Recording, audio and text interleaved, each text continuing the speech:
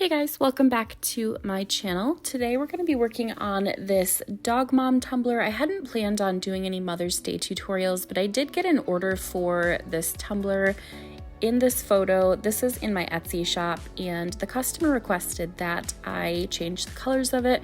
So I thought I would take this opportunity to kind of dial it back to my roots, to the beginning, just a simple glitter ombre and decal. For anybody who's new or just joining the tumbler world, you could probably use some tips and tricks instead of some more advanced stuff. So I thought I would just take this time to go over some basics and show you how I created this. So we're starting out with a prepped, meaning sanded tumbler, and I spray painted this with papaya from Iron Lac and white in the middle. We're just going to blend those until you've got a decent blend. Now I will tell you that I would not recommend doing this color paint. It was too dark and it kind of shifted my glitter like an orangey color, and I was going for more of a bright hot pink. Scrunchie 2.0 from Chase Rae is definitely a hot pink, but this base did not do it any justice. So I had to go back over it with Wednesdays from Peachy to kind of give it that pink tint to it. So we're going to lay that down and we're going to angle the tumbler at probably about a 75-degree angle, maybe a little bit less. We just don't want to cascade that glitter all the way full coverage down into the middle white section. Once I've got that chunkier glitter where I want that, I'm going to put away my Scrunchie 2.0. I'm going to fill in that middle section with the white, just because I don't want to go in with Wednesdays and have that kind of overtake more of that white section. So if we lay down Silk from Peachy Olive Glitters, this is going to cover up the epoxy so it's not as sticky when we lay down Wednesdays. It's not going to have the chance to really stick to that epoxy in the center. And Silk has a really good kind of a pink shifty color to it, so it blends in really well with the two pink colors that I had used. So we're just going to go over the top and bottom pink sections with Wednesday, again angling the tumbler at probably anywhere between 60 and 75-degree angles, and tap off any excess, and that's going to give it just the perfect kind of pink tint. So if you're using the correct spray paint base, you don't have to go in with all of this extra glitter. Just use the Scrunchie 2.0. The color will be perfect to begin with. This was just totally my mistake, and I should have used a brighter spray paint base.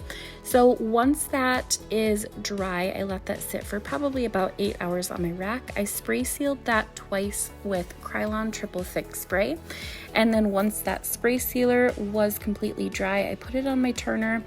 At this point, we have 2 coats of Flynn Sisters epoxy. This is just the regular setting epoxy on this tumbler. I did sand between the first and second coat.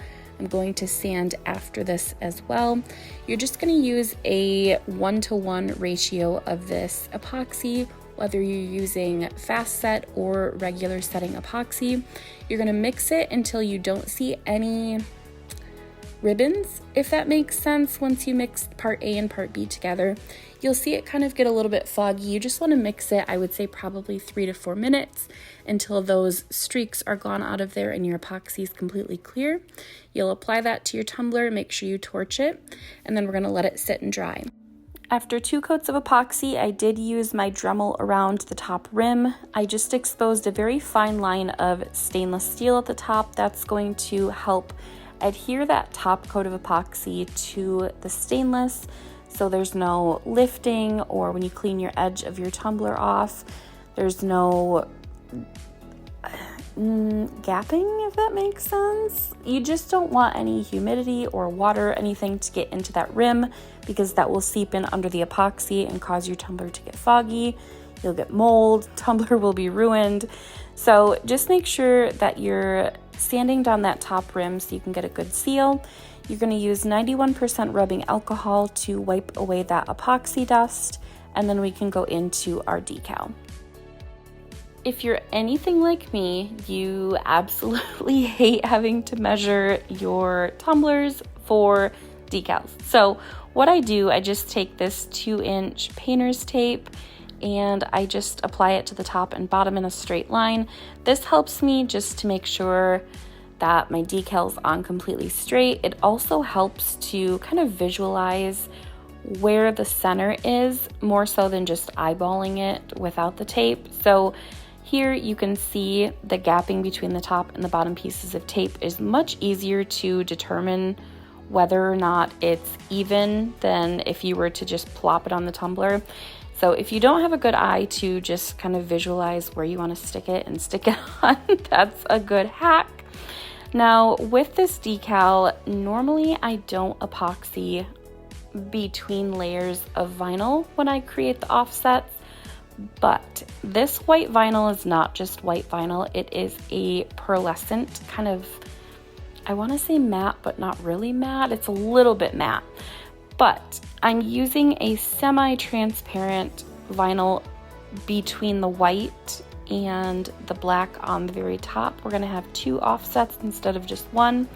And with the semi-transparent vinyl, you do have clear sections in that vinyl. Now, if you don't epoxy over a sanded surface on your, like a sanded epoxy surface, or if you're using a matte vinyl and you don't have shiny, glossy epoxy between those 2 coats, the clear sections of that semi-transparent vinyl will stay foggy because the epoxy will never have a chance to get underneath it and kind of shine up or gloss up that surface.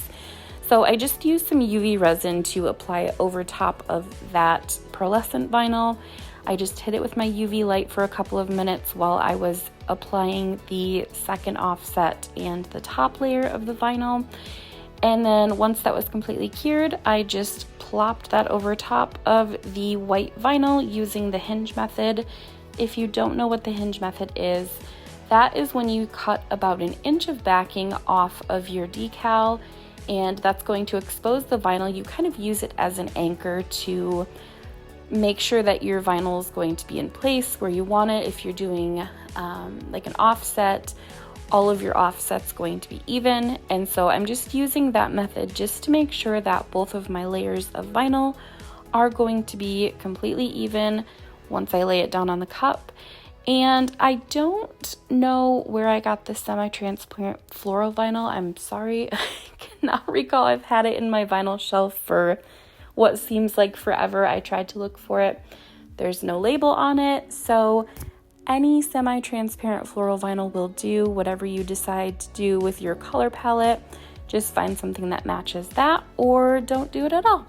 So I'm going to put some polyacrylic over top of that vinyl and let that sit for about 30 minutes. That's just going to make sure that none of the layers of vinyl are going to lift. Once that polyacrylic is dry to the touch, I'm going to go over it with 2 final coats of Flynn Sisters epoxy. These coats are, I would say, probably between 20 and 30 milliliters each, and making sure that we're torching the bubbles after each coat to prevent any micro bubbles. We're going to let that sit and cure overnight. You'll be able to touch it the following day, but technically you need to let it sit for 72 hours if you're sending this off to a customer. You don't want it to get weird in transit. You don't want them to have an uncured cup because that's also not FDA compliant. And after your rim is cleaned and your cup's washed out, this is what you're left with. So let me know what you guys thought in the comments. Don't forget to like and subscribe. Hit that bell button for notifications on future tutorials. And I will see you guys next weekend.